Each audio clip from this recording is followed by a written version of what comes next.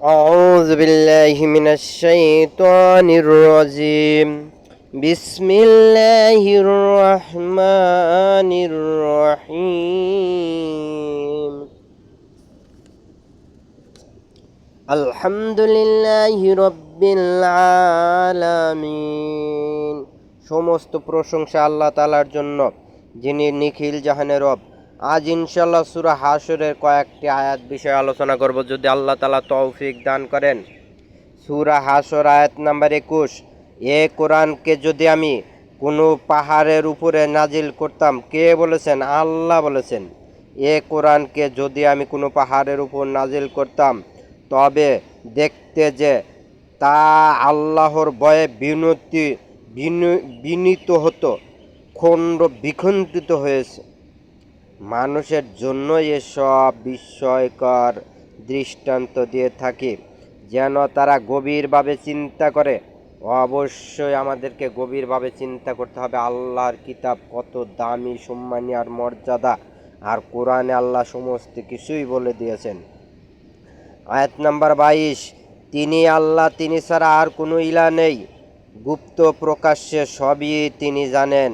তিনি পরম দয়ালু, পরম করুণাময়। আয়াতটি আবার পেশ করছি। তিনি আল্লাহ, তিনি ছাড়া আর কোনো ইলা নেই। গুপ্ত প্রকাশ্যে সবই তিনি জানেন। তিনি পরম দয়ালু, পরম করুণাময়।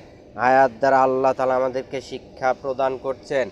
আল্লাহ ছাড়া ওয়াদিত কোনো কর্ম বিধায়ক নাই। আল্লাহ ছাড়া কাহোর কাছে মাথা নত করব না।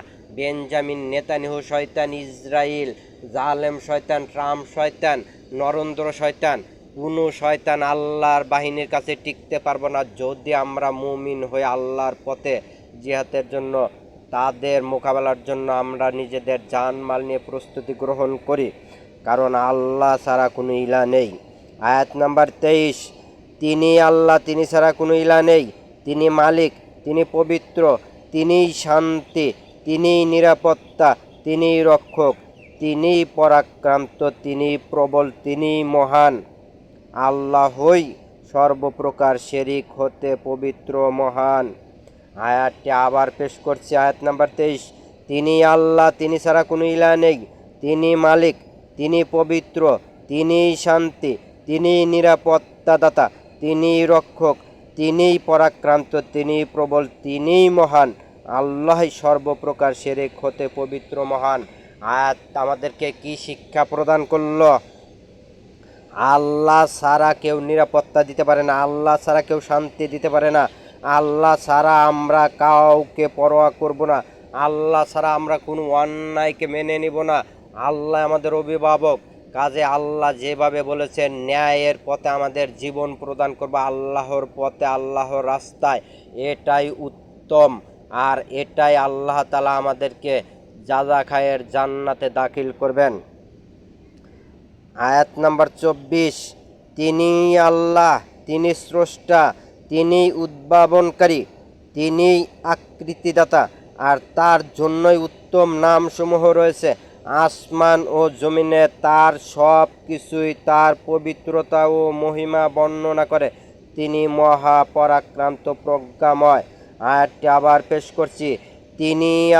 তিনি আল্লাহ, তিনিই স্রষ্টা, তিনি উদ্ভাবনকারী, তিনি আকৃতি দানকারী,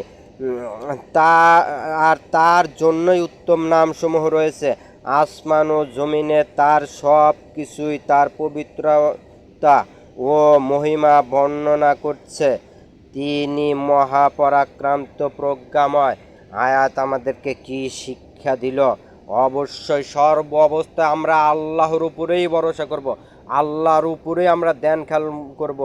আমরা আল্লাহকে ছাড়া কাউকে পরোয়া করব না, কোনো অন্যায়কে মাথা পেতে নিব না, কোনো জুলুমকারীর উপর আমরা তার কাছে মাথা বিক্রি করব না, কোনো অন্যায়কারী, কোনো শয়তান, কোনো নিকৃষ্ট মানুষের কাছে আমরা ধর্ণা দেব না, এবং তাকে বড় মনে করব না। বড় একমাত্র আমাদের রব আল্লাহ। আল্লাহ আপনি আমাদেরকে বোঝার তৌফিক দান করুন।